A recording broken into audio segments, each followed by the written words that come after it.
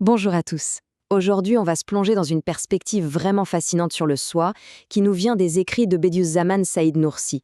On va découvrir ensemble un parcours en 4 étapes pour comprendre et, qui sait, peut-être transformer ce qu'on appelle l'ego.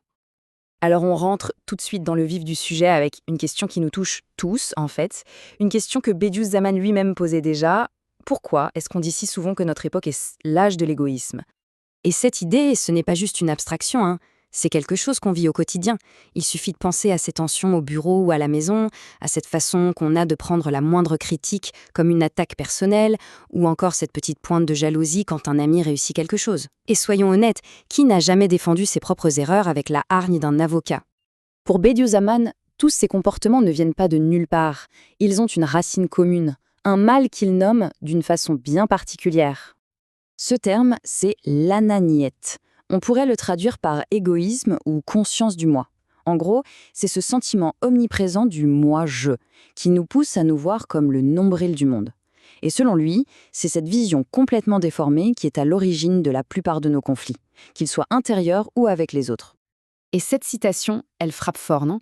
Elle montre bien les conséquences sociales de cet égoïsme. Un ego qui passe son temps à s'admirer ne peut pas aimer de façon authentique. L'amour devient alors une sorte de transaction, juste une recherche d'intérêt personnel. Bon, on a posé le problème, c'est bien, mais quelle est la solution? Le but du voyage spirituel qu'il propose, ce n'est pas un petit ajustement, non, c'est une transformation radicale de notre être.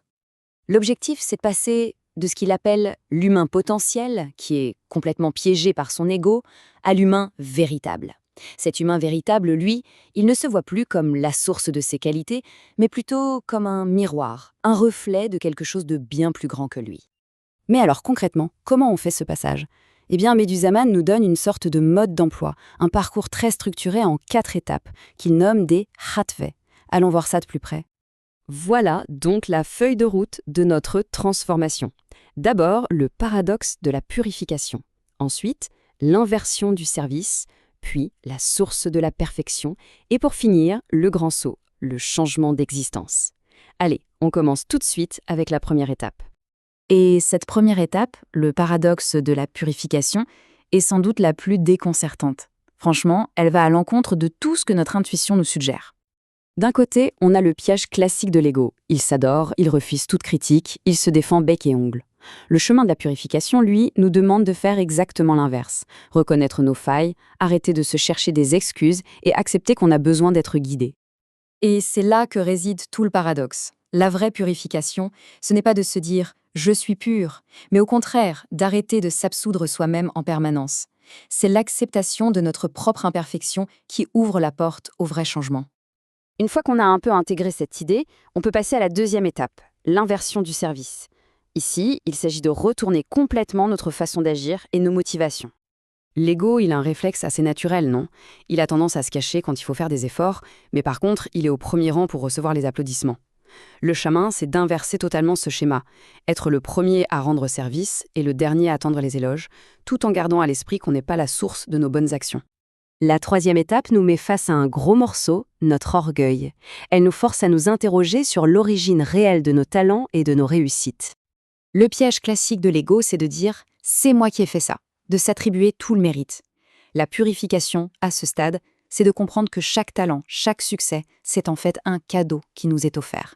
Le but n'est plus de courir après les compliments, mais d'offrir de la gratitude pour les dons qu'on a reçus. Cette phrase, elle résume tout ce renversement de perspective. La vraie force, ce n'est pas de s'affirmer, mais de reconnaître sa propre faiblesse, sa dépendance vis-à-vis d'une source bien plus grande. Et nous voilà arrivés à la toute dernière étape, le point culminant de ce voyage intérieur, le changement d'existence. L'illusion fondamentale que cette étape cherche à déraciner, c'est cette croyance tenace que notre moi est une sorte d'entité autonome, qui existe par elle-même, complètement coupée du reste. Et pour nous aider à visualiser cette illusion, Bediüzzaman utilise une métaphore magnifique.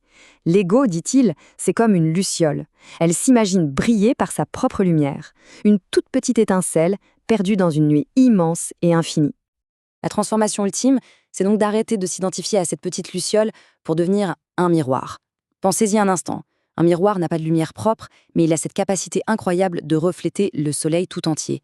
On passe d'une existence minuscule, limitée et fragile, à une existence infinie, en devenant le témoin d'une réalité bien plus vaste. Ce changement radical de perspective nous amène donc à la conclusion de ce voyage.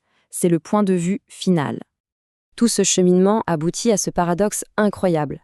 Quand le moi s'accroche désespérément à sa propre existence, il s'enferme en fait dans le néant, isolé comme notre petite luciole. Mais au moment où il accepte sa non-existence en tant qu'entité séparée, c'est là qu'il découvre sa véritable existence, en devenant le reflet de l'infini.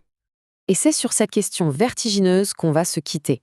Qu'est-ce que ça voudrait dire, concrètement, dans nos vies, d'abandonner cette illusion d'être une existence séparée pour en découvrir une autre, bien plus vaste, bien plus connectée? La réponse, semble-t-il, est au cœur de ce voyage intérieur. Merci d'avoir suivi cette analyse.